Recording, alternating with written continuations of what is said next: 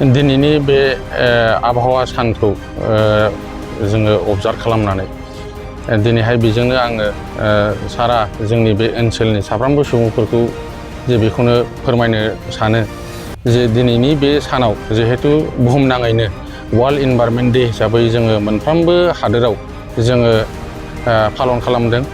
जोंनि बे ओनसोलावबो दिनैहाय जोङो मोनसे बिदिन्थि हिसाबै जोंनि नैबे ABA नार्सारि सेन्टार जेराव जों बानायबाय थादों बेयाव जों दिनैहाय बिफां गायनायनि हाबाफारि लादों।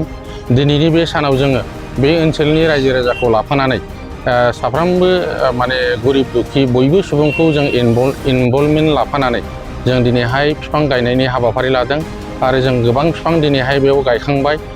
आरो बिनि गेजेरजों बेखौनो फोरमायनो सानदों जे जोङो हाग्रा ओनसोला जोंनि थाखाय गोबां गोनांथार।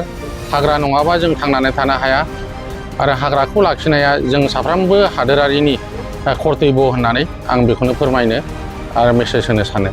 बिथां सुबुं जायफ्रा आयेन बेरेखायै दंफां दानफायनानै दासिमबो फालांगि खालामो बिथांमोनखौ मा खावलायगोन दा बेफोर फालांगिफोरखौ दोनथ'नो? दा आङो बेखौनो खावलायनो सानो जायफ्रा दिनैसिम बे दंफां बिफांजों फालांगि खालामनानै गावसोरनि जिउखौ थांनानै थानायनि राहा हिसाबै लादों बियो जोंनि मोनसे एन्टि ससियेल एक्टिभिटिस होननानै आं बिथांमोनखौ थोंजोङै सोंखारिगोन। बिथांमोनहा बेबायदि हाबाफारिखौ लानानै बेबायदि आखुखौ लानानै जिउ दैदेननाया बियो लामा गोथेहैनाय इयुनाव होननानै आं सानो आरो नंथारगौ।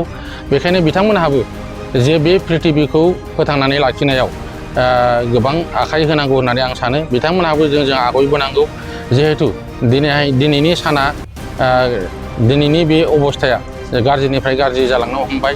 जोंनि इक' सिस्टेमा मोनसे गाज्रि बिथिंजों दावबायगासिनो दङ आरो बेखौ हमथानायनि मोनसेल' लामायानो जाहैबाय जोङो बिफां लाइफां गायनांगौ, जोङो हादोरखौ बिफां लाइफांजों बुंफब होनांगौ। अब्लासो जोङो बे ओनसोलाव जोंनि थांनानै थानायनि उद्देश्यआ आबुं रोखोमै थांनानै थानाया जाफुंगोन होननानै जों बयबो बुङो आरो नंथारगौ। दिनैनि सानाव गोबां आफाद एबा गौथुमफोरा बिफां गायबाय। बिथांमोनखौ बे बिफांखौ गायखांनायनि उनाव माबोरै जोथोन लानांगौ?